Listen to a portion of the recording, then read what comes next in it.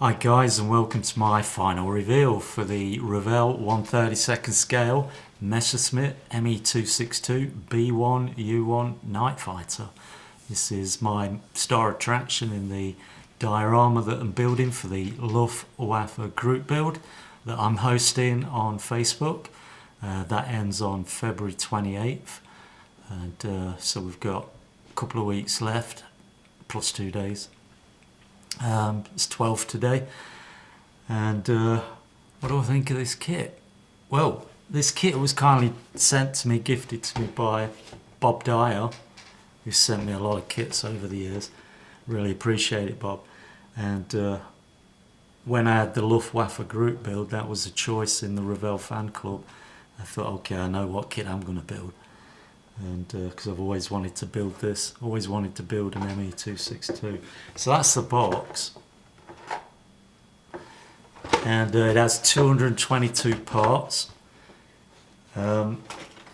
You can get this kit, I think this kit from Scale Obvious was $49, but it's out of production at the moment, so I could only find it in one place, and that was hobbylink.com, and their price is $50.49, which is not a bad price for the kit, the size of the kit and the detail in it.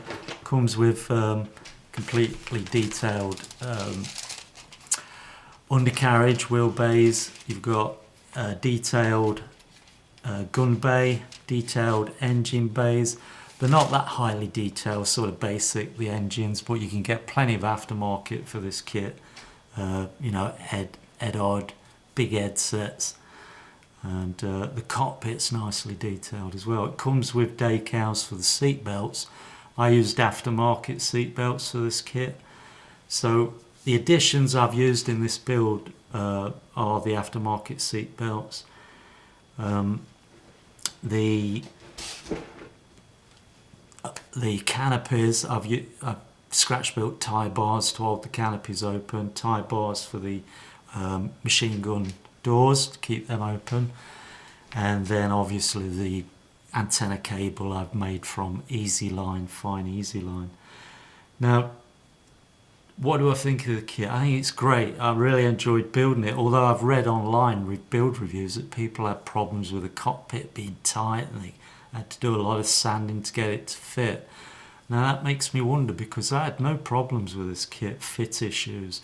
There are some issues with it which I'm going to talk about, but I had no fit issues. I did not use any filler. Everything went great together, great for me.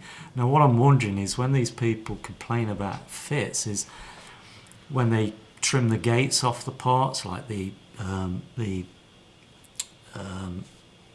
bulkheads at the ends of the cockpit, are they filing down the gate scars? Because you get a stub when you trim it, you've got to file that down smooth, and if you're not, then yeah, you're going to have a tight fit, and you're going to have trouble closing up your fuselage halves when you wrap them around the cockpit, around those bulkheads. So I don't know, when you take parts off sprues, you've got to carefully file down all these gate scars, witness lines, any raised witness lines, parting lines, if you want things to fit nicely. So that aside, the issues I found with this kit are, first one, I came across with the canopies. The frames are on the inside. The external surfaces of the clear parts are smooth, which makes it difficult for masking and painting external frames. So what I had to do was carefully get inside those canopies with a brush and try and paint as best I can the framework, and then on the outside use those painted edges on the inside as guides to put your Tamiya tape to create your framework on the outside. I mean, it's a bit painful, and I don't understand why it's done that way. Maybe there's good reason for it, but I prefer it the other way around. The frames on the outside, paint the interior colour first, and then paint the exterior colour on top of the interior colour. So that's my first issue. Second issue I had was my starboard side radar antenna was a short shot. I'll show you a picture of that. from the original photographs I took at the builder introduction. You can see it's missing. All I've got are the radar antenna, but not the piece that joins those antennae. So I had to scratch build that as best I could to match the port side one. The next issue is parts list with some incorrectly numbered parts, so you might get a little confused, so just watch out for that.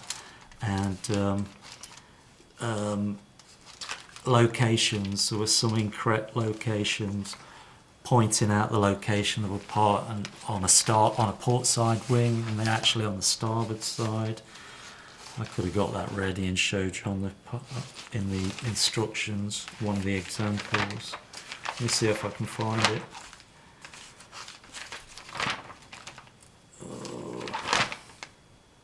Here's one example, like the antenna that goes under the wing, showing it there on the port side.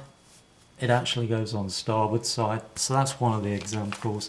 So look out for that as well. But apart from that, I mean, I think this is great kit, great value for money. I didn't pay for it obviously, but if I bought the kit, I think it was great value for money for what it is, for $49. I really enjoyed building it. So that's it, enough waffling from me, guys. Let's move on to the slideshow. Hope you like it. I think I've done a reasonable job. Oh, that's another thing. The mottling on the fuselage, my airbrush, I had it since I started modelling in 2014, and it's a little worn now, but I did get the new airbrush for Christmas, which I haven't tried out yet. But I did the mottling on this in December before Christmas. And when I did it, and I did close-up photographs, there was a lot of spidering and splay and splatter, and it looked a mess. So I ended up having to brush paint it all and paint over the splatter with the background Lichtblau RLM 76 to try and make it look as best I can. And then I had some of it with oil washes, etc. Oh, I just remembered. The kit doesn't come with swastikas, so the swastikas are aftermarket. I had solid black swastikas. When you look at photographs, black and white photographs of this model, of this actual aircraft, you'll see that the swastika is broken, it's segmented. So what I did was use a fine brush with the Lichtblau RLM 76 and paint the breaks through the swastikas to emulate the actual thing. And you see the aftermarket swastikas for this actual aircraft Red 12 show the same thing, the broken segmented swastikas. I did Red 12. You can do two versions for this kit. I went for Red 12, and that was flown by Lieutenant Herbert Outner. Work number 111980, and that was of 10 NJG 11, based in Magdeburg, Germany, 6th of April 1945. Alright, that's it guys, I'm out of here. Enjoy the slideshow. I'm getting back to doing all the bits and pieces for the diorama. So until my next video for this diorama, have fun modelling guys. Thanks for following, thanks for your comments, much appreciated. Tally ho, chocks away.